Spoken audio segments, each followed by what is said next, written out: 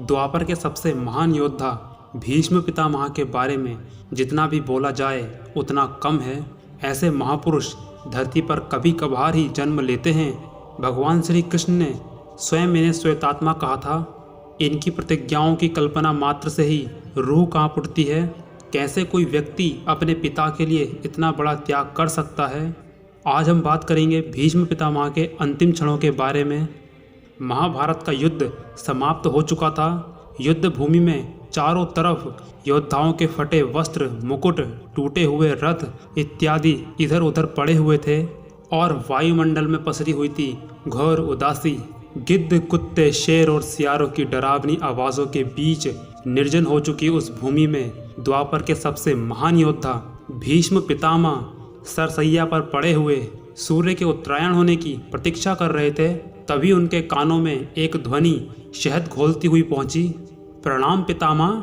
और तभी भीष्म के सूख चुके होठों पर एक मरी हुई मुस्कान तैर उठी और वह बोले, आओ देवकी नंदन कृष्ण, स्वागत है तुम्हारा। मैं बहुत देर से तुम्हारा ही स्मरण कर रहा था।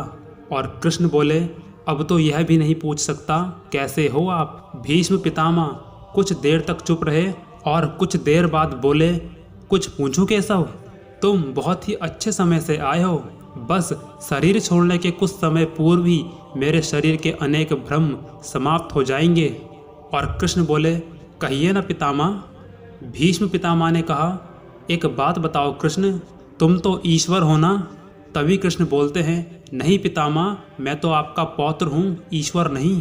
तभी भीष्म उस पीड़ा में भी जोर से हंस पड़े और बोले, कृष्ण, मैं अपने जीवन का स्वयं कभी आकलन नहीं कर पाया और यह भी नहीं जानता कि वह अच्छा रहा या बुरा, परंतु अब तो मैं इस दुनिया से जा रहा हूँ कन्हैया, अब तो ठगना छोड़ ही दो।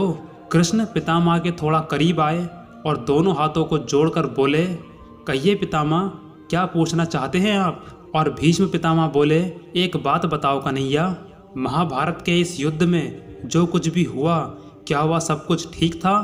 कृष्ण बोलते हैं, किसकी ओर से पितामह? पांडवों की ओर से या कौरवों की ओर से? पितामह कहते हैं, कौरवों के कृत्यों पर चर्चा का अब तो कोई अर्थ ही नहीं है कन्हैया, लेकिन पांडवों की ओर से जो हुआ, क्या वो ठीक था? आचार्य द्रोण का वध, दुर्योधन की जंघा के नीचे प्रहार, दुशासन की छाती का चीरा जाना, निहत्थे कर्ण का वध, यह सब कुछ ठीक था क्या? कृष्ण बोलते हैं, इसका उत्तर मैं कैसे दे सकता हूँ पितामह? इसका उत्तर देने का हक तो उन्हें है जिन्होंने ये सब कुछ किया है। उत्तर दे दुर्योधन का वध करने वाले भीम, उत्तर दें कर्ण और जयद्रथ का वध करने वाले अर्जुन, जबकि मैं तो इस युद्ध में कहीं था ही नहीं पितामह। और पितामह कहते हैं, तुम अब भी छलना नहीं छोड़ोगे कृष्ण। विश्व भले ही यह कहता रहे कि महाभारत का युद्ध अर्जुन ने जीता था, परंतु मैं यह जानता हूँ कृष्ण, यह केवल तुम्हारी और तुम्हारी ही जीत है कन्हैया। मैं तो उत्तर केवल तुम ही से पूछूंगा कृष्ण। कुछ समय बाद कृष्ण बोलते हैं, कुछ भी अनैतिक नहीं हुआ, वही हुआ जो होना चाहिए था। पितामह कहते हैं, यह तुम कह रहे हो केशव? यह छल तो किसी भी युग में हमारे सनातन संस्कारों का अंग नहीं रहा, फिर यह सब उचित कैसे हुआ? श्री कृष्ण ने कहा, इतिहास से शिक्षा ली जाती है पितामह, परंतु निर्णय वर्तमान की परिस्थितियों के आधार पर ही लेना पड़ता है। हर युग अपने तर्कों और अपनी आवश्यकताओं के आधार पर अपना नायक चुनता है। श्री राम त्रेता युग के नायक थे और मेरे भाग्य में द्वापर आया है और हम दोनों का निर्णय एक जैसा नहीं हो सकता पितामह। भीष्म ने कहा, मैं कुछ समझ नहीं पाया कन्हैया। श्री कृष्ण ने कहा, राम और कृष्ण की परिस्थितियों में बहुत बड़ा अंतर है। राम के युग में रावण जैसा खलनायक भी शिव भक्त होता था, तब रावण जैसे परिवार में भी विभीषण जैसे संत हुआ करते थे।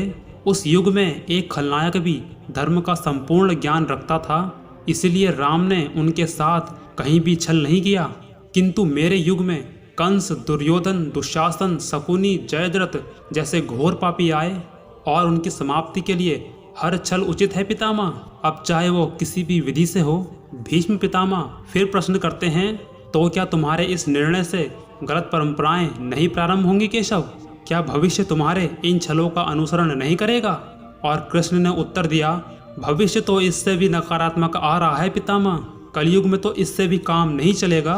वहाँ तो कृष्ण से भी बहुत अधिक कठोर होना पड़ेगा, नहीं तो नीति धर्म समाप्त हो जाएगा। जब क्रूर और अनैतिक शक्तियाँ सत्य एवं धर्म का संपूर्ण नाश करने के लिए आक्रमण कर रही हों तो नैतिकता अर्थहीन हो जाती है पितामह, और तब महत्वपूर्ण हो जाती है विजय, केवल विजय।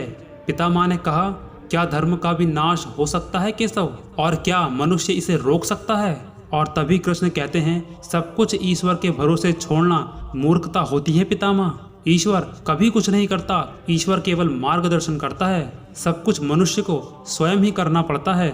आप मुझे भी ईश्वर कहते हैं ना, तो बताइए पितामह, मैंने स्वयं इस युद्ध में कुछ किया? सब कुछ पांडवों को ही करना पड़ा ना, यही प्रकृति का संविधान है।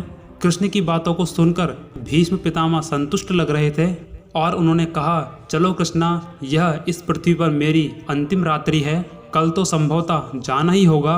अपने इस भक्त पर कृपा करना प्रभु। और श्री कृष्ण ने भीष्म पितामह को प्रणाम किया और लौट चले।